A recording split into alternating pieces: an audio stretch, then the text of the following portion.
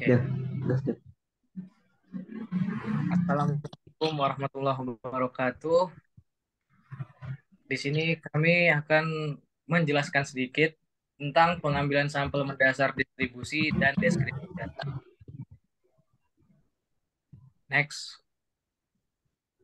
Sebelumnya, kami dari kelompok 7 beranggotakan Iqbal Putra 5311422128, Rifai Tri Cahyoko 5311422131, saya sendiri Muhammad Zaki Ayasi 5311422132, dan terakhir Fahrul Rozi Akbar 5311422132 34.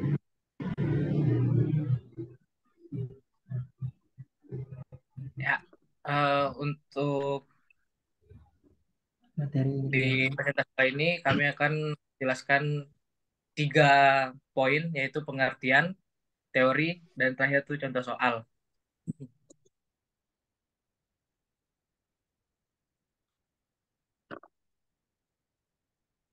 Ya, untuk penjelasan kelompok kami di sini, kami akan menjelaskan subbab tentang distribusi F. Distribusi F menemukan aplikasi yang sangat besar dalam membandingkan varian sampel. Penerapan distribusi F ditemukan dalam masalah yang melibatkan 2 sampel atau lebih. Next, pengertian distribusi sampel. Statistik F didefinisikan sebagai rasio dari 2 variabel acak C kuadrat independen. Masing-masing dibagi dengan jumlah derajat kebebasannya. Oleh karena itu, kita bisa menulis F sama dengan U per V1 per V per V2, di mana U dan V adalah variabel acak independen yang memiliki distribusi C kuadrat dengan derajat kebebasan V1 dan V2. Sekarang akan menyatakan distribusi sampling dari F. Next, pengertian distribusi F. Misalkan U dan V adalah 2 variabel acak bebas yang memiliki distribusi C kuadrat dengan derajat kebebasan V1 dan V2. Kemudian distribusi variabel acak U per V1 F sama dengan V per V2 diberikan oleh fungsi densitas seperti yang tertera pada gambar. Ini dikenal sebagai distribusi F dengan derajat kebebasan DF V1 dan V2.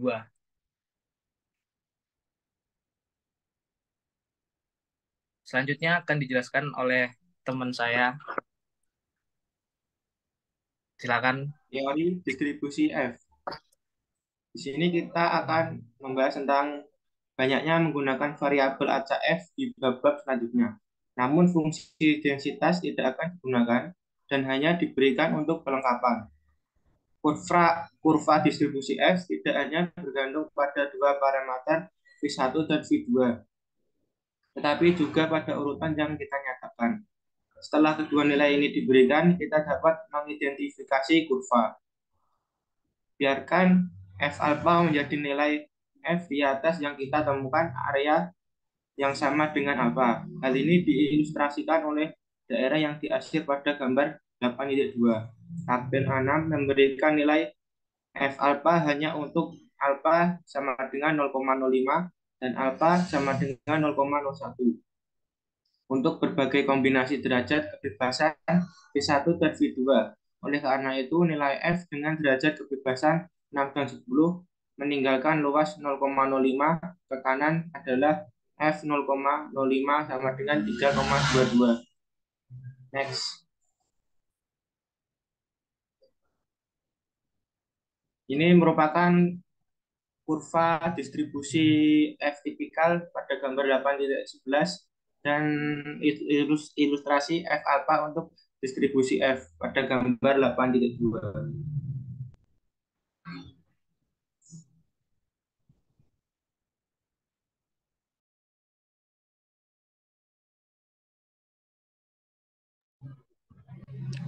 Baik, materi selanjutnya akan saya lanjutkan untuk teori distribusi F. Untuk menuliskan F alpha, V1, V2, untuk F alpha dengan derajat kebebasan V1 dan V2 diperoleh F1 dikurangin alpha dikali V1 sama V2 sama dengan 1 per F alpha V2 sama V1. Jadi nilai F dengan 6 dan 10 derajat kebebasan meninggalkan luas 0,95 ke kanan. Seperti hasil yang sudah ditentukan. Mendapatkan hasil 0,246.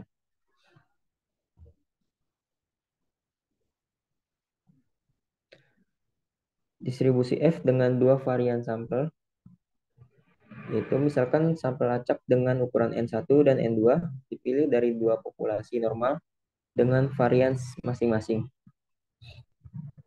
Di sini ada rumus untuk X1, X2, X12 dan X22.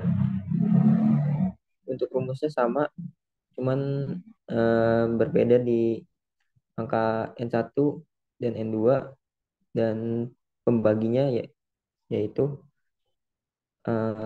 sigma 12 dan sigma 22. Misalkan dua peubah acak berukuran N1 dan N2 diambil dari dua populasi berdistribusi normal dengan varians masing-masing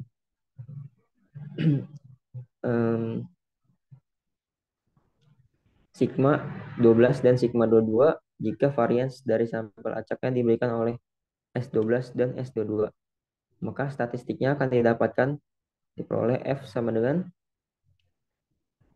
S21 per sigma 21 dibagi S22 per sigma 22 akan menghasilkan sigma 22 dikali S21 per sigma 12, maaf, sigma 22 dikali S12 per sigma 12 dikali S22.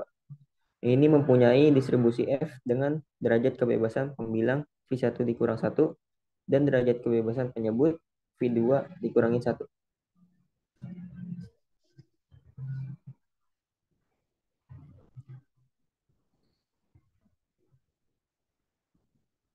Untuk apa distribusi F digunakan? Distribusi F digunakan dalam situasi dua sampel untuk menarik kesimpulan tentang varian populasi. Biasanya distribusi F juga dapat diterapkan pada banyak jenis soal lain yang melibatkan varian sampel. Bahkan distribusi F disebut distribusi rasio varians.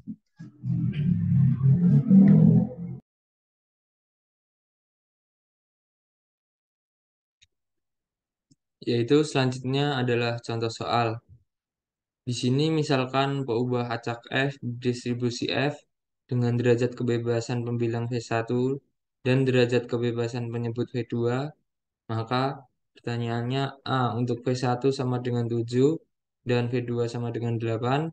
Tentukan nilai A yang memenuhi P, F lebih kecil sama dengan A sama dengan 0,95. Lalu B untuk V1 sama dengan 5 dan V2 sama dengan 3. Hitung PF lebih besar sama dengan 9,01, maka dapat kita jawab dengan A diketahui PF lebih kecil sama dengan A sama dengan 1 dikurangi PF lebih besar A sama dengan 0,95. PF lebih besar A sama dengan 1 dikurangi 0,95 sama dengan 0,05. Dari tabel distribusi F diperoleh nilai A sama dengan 3,50. B. Dari tabel distribusi F diperoleh nilai PF lebih besar sama dengan 9,01 sama dengan 0,5 seperti gambar grafik di samping.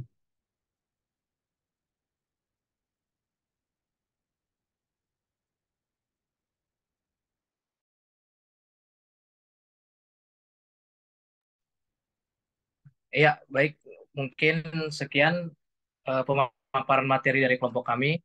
Kurang dan lebihnya mohon dimaafkan. Wabillahi taufiq wal hidayah. Wassalamualaikum warahmatullahi wabarakatuh.